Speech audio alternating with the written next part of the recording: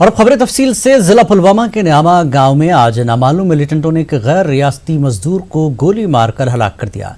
ये हालिया दिनों में गैर रियासती बाशिंदों को हलाक करने का दूसरा वाकया है। बताया जाता है कि मिलिटेंटों ने छत्तीसगढ़ के रहने वाले सिटी कुमार सागर नामी मजदूर को गोली मारकर हलाक कर दिया। इस वाकये के बाद पुलिस ने जाए वारदात पर जाकर लाश को अपनी तहवील में लिया। इस सिलसिले में पुलिस ने मजीद तहकीकात शुरू कर दी है। वाज़ेह है कि महलूक एक ईंट के भट्टे में बतौर मजदूर काम कर रहा था।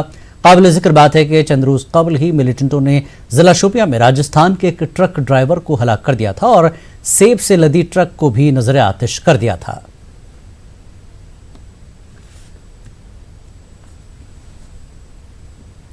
अनंतनाग जिले के पाजलपुरा बिजबिहाड़ा इलाके में फोर्सेस और मिलिटेंटों के बीच इनकाउंटर में 3 मिलिटेंट हलाक हो गए हैं। तफसीलात के मुताबिक गुज़श्ता रात मिलिटेंटों की मौजूदगी की एक मुसद्दक़ा इत्तला की बिना पर फोर्सेस ने बिजबिहाड़ा इलाके का मुहासरा किया। इस दौरान एक रिहायशी घर में मौजूद मिलिटेंटों ने फोर्सेस पर फायरिंग की। दोनों जानिब से गोलियों का तबादला काफी देर तक जारी रहा। इसके बाद 3 मिलिटेंटों को हलाक किया गया। इस इनकाउंटर के दौरान रिहायशी घर को बारूद से उड़ा दिया गया। हलाकशुदा मिलिटेंटों की शनाख्त नासिर चाडो, जाहिद लोन और आकिब हजाम के तौर हुई है। महलूक मिलिटेंटों का ताल्लुक लश्कर तैयबा और हिजबुल मुजाहिदीन से था। उधर इनकाउंटर के बाद जम्मू श्रीनगर कौमी शाहराह पर भी चौकसी बढ़ाई गई है। जनूबी कश्मीर में फोर्सेस के लिए अलर्ट जारी कर दिया गया है। फोर्सेस ने इस इनकाउंटर को एक अहम कामयाबी करार दिया है। कहा जा रहा है कि इन हलाकतों से मिलिटेंटों के नए रिक्रूटमेंट मॉड्यूल को काफी धचका लगा है। इनकाउंटर के दौरान हमारे नुमाइंदे मुदस्सिर कादरी ने बिजबिहाड़ा में हालात का जायजा लिया।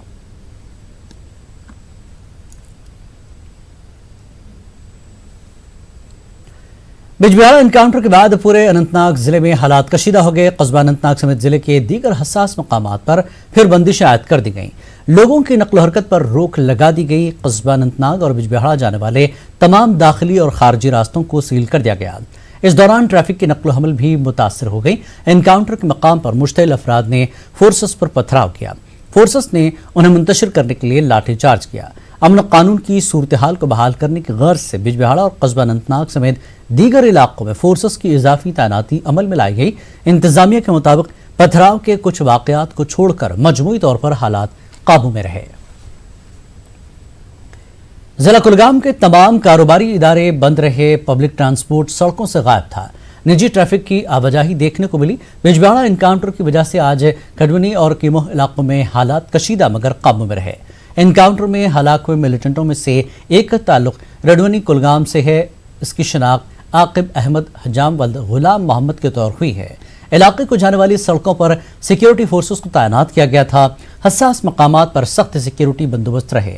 जिले में हालात मजमूई तौर पर काबू में रहे। वादी कश्मीर में हालात मजमूई तौर पर काबू में हैं। कश्मीर के कई इलाकों में आज भी दफा 144 नाफिज रहा। कश्मीर के अक्सर इलाकों में दुकानें व दीगर कारोबारी इदारे बंद रहे। सुबह के वक्त ताहम कई दुकानें खुली थीं। निजी गाड़ियों की नकल हमल बदस्तूर जारी है। पब्लिक ट्रांसपोर्ट सड़कों से गायब है।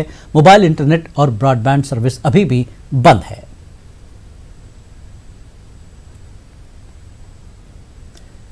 GOC 15 core lieutenant general KJS Dhillon ने कहा कि बिजबिहाड़ा इनकाउंटर में 3 मिलिटेंट हलाक हो गए हैं। उन्होंने कहा कि मिलिटेंटों को उनके किसी भी नापाक अज़ाम में कामयाब नहीं होने दिया जाएगा। ट्रक ड्राइवर की हलाकत से मुताल्लिक सवाल के जवाब में ढिल्लन ने कहा कि किसानों, काश्तकारों और मेवा कारोबार से जुड़े तमाम अफराद को माकूल सिक्योरिटी फराहम की जाएगी। शरीफ खान जो ट्रक का ड्राइवर था, he was from Rajasthan and वो अपने बच्चे पालने के लिए घर से दूर निकला है। अपनी मेहनत मजदूरी की कमाई करके, नेक कमाई जो कि धर्म भी बोलता है कि नेक अपने हाथों से कमाई करने के लिए वो जब यहाँ पर आता है, और यहाँ पर उसका कसूर सिर्फ इतना है कि वो एक लोकल किसान के जो फूड प्रोड्यूस है, जो सेब हैं, उसको ट्रांसपोर्टेशन करने के लिए, अच्छी कीमत दिलाने के लिए वो अपने ट्रक का इस्तेमाल कर रहा है। लेकिन उसको गोली मार के उसकी मौत या हलाक कर दिया जाता है। उसके ट्रक को आग लगा दी जाती है। और जो किसान है, आज क्योंकि हम बच्चों के साथ में थोड़ा इंटरेक्शन कर रहे थे, किसान के लिए उसकी जो खेती है, उसकी जो फसल है, वो बच्चों के बराबर है। जैसे हम सब अपने बच्चों को दूध पिला करके, खाना खिला करके, अच्छी एजुकेशन दे के, तमील दे करके हम उसको बड़ा करते हैं, और जब बच्चा बड़ा होता है, किसी जॉब पे लगता है, जबकि उसका पूरा जो बच्चे की ज़िंदगी का जो फ्रूट है, जब वो पूरा अपना एकदम मंजिल पे पहुंचता है, उस टाइम पे अगर हमारे बच्चे को कोई मार दे तो हमें एज पेरेंट्स कैसा लगेगा। वैसे ही एक किसान को जो आज कश्मीर में है, जो अपने फलों को, अपने पौधों को, अपनी फसल को, अपनी खेती को बच्चों की तरह पालता है, आंधी तूफान धूप इस सब के बरखिलाफ पूरा दिन रात पूरा परिवार लगता है अपनी खेती को बड़ा करने के लिए। और जब वो खेती अपना पूरा पकने पे आती है और उस टाइम पे उस खेती को जला दिया जाए या उस खेती के ऊपर ऐसी तशद्दुद की जाए, तो it is, I think it is equivalent to killing a grown up child of a person. For a farmer it couldn't be anything worse than this, and I feel for the farmers and I assure the farmers of Kashmir that all possible and security will be provided. They will be allowed to reap their harvest. They will be allowed to sell their fruits to whomsoever they want to, including NAFED, the initiatives of government. And I would ensure that the security to all the farmers of Kashmir, or the apple growers and others also, all the people who want to indulge in the entrepreneurship or the business will be provided by the state, and this is our responsibility. Poonch के Shahpur sector में पाकिस्तानी फौज ने रिहायशी इलाकों के अलावा मुक़द्दस मकामात को भी निशाना बनाया। गंदरिया गांव में मौजूद वाक़ हज़रत साईं मीरा बख्श की दरगाह के अहाते में पाकिस्तान ने गोलाबारी की। दरगाह के लंगर हॉल की दीवारों, खिड़कियों और छत को नुकसान पहुंचा। इस गोलाबारी की वजह से दरगाह के अहाते में वाक़ मदरसे के 200 बच्चों को महफूज मकामात पर मुंतकिल होना पड़ा। पाकिस्तान की इस हरकत पर मकामी लोगों में काफ़ी बरहमी पाई जा रही है।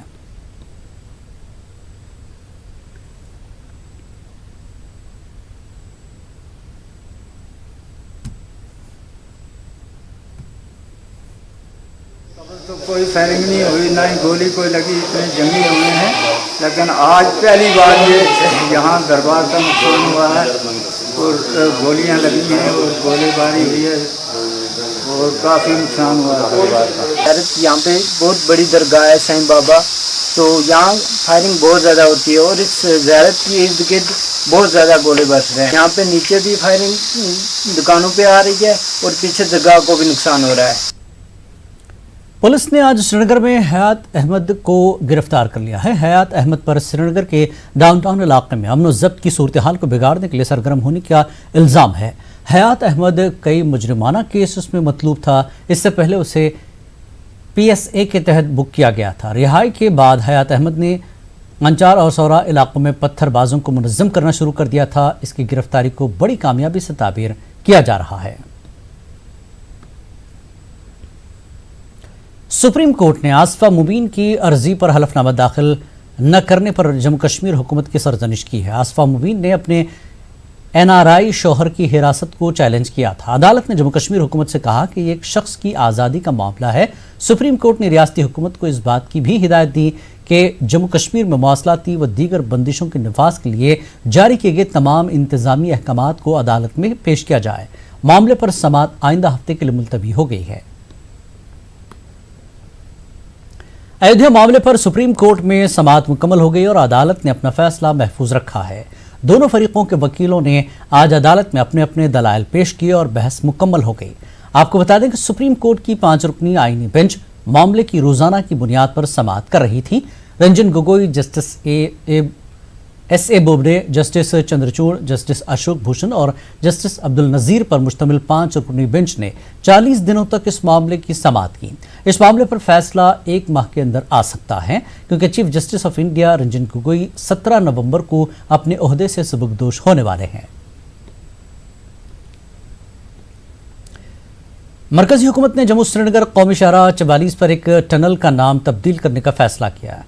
चेनानी नाशरी टनल का नाम डॉक्टर श्यामा प्रसाद मुखर्जी रखा जाएगा। वज़ीर आज़म नरेंद्र मोदी के हाथों इस टनल का इफ्तिताह हुआ था।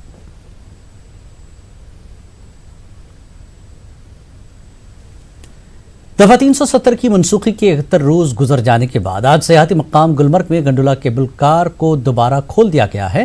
गंडोला के दोबारा खुलने से सयाहों में खुशी की लहर दौड़ गई। 5 अगस्त से गंडोला केबल कार बंद रहने से केबल कारपोरेशन को करोड़ों रुपए का नुकसान हुआ है। पेशा गुलमर्ग से हमारे नुमाइंदे मुनीर हुसैन हुर्रा की ये रिपोर्ट।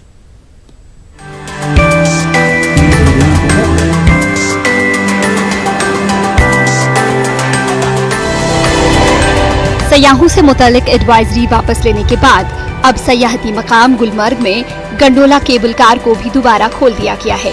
मकामी लोग, मुल्की और गैर मुल्की सयाह अब दोबारा गुलमर्ग में गंडोला की सवारी कर सकते हैं। सयाह बजरिया गंडोला अफरवट और कुंगडूरी की सैर कर सकते हैं। सयाह अफरवट में मौसम की पहली बर्फबारी का भी लुत्फ ले सकते हैं। गंडोला के बंद होने से अब तक गुज़िश्ता 71 दिनों के दौरान केबल कॉरपोरेशन को करोड़ों रुपए का नुकसान हुआ है। यहाँ होटल खाली हैं, टूरिस्ट गाइड, घोड़े वाले और सयाहती शोबे से वाबस्ता दीगर अफराद बेकार बैठे हैं। 10 अक्टूबर को एडवाइजरी वापस लेने के बाद गुलमर्ग में अब कुछ सयाह पहुँच रहे हैं। गंडोला के खुलने पर इन सयाहों ने खुशी का इजहार किया। उन्होंने कश्मीर को सयाहों के लिए महफूज मकाम करार दिया। बताया गया था कि गंडोला नॉट वर्किंग है, तो बड़े डिप्रेस थे कि अरे गंडोला नहीं है, बट जब यहाँ आए तो मालूम हुआ कि वर्किंग है, तो बहुत खुशी है। We are very excited to travel on gondola. Come to Kashmir, it's very good place, very safe place, people are very friendly and helpful. हमें तो बहुत खुशी हुई कि ये है एंड हम बहुत एक्साइटेड भी हैं। हम तो काफ़ी एंजॉय कर रहे हैं एंड हमें कोई भी तकलीफ़ नहीं हुई है आज तक। तो आई थिंक सब टूरिस्ट को आना चाहिए क्योंकि there is no problem at all in Kashmir as of now. Actually, I'm very happy because we booked a trip to come to Kashmir, and then it's like a great opportunity for us to have a visit here. Kashmir and Gulmarg, I can see everything that is wonderful there. I love it. I come from Thailand. I like and I love everywhere. Everybody. I love it. Maybe I will come back again.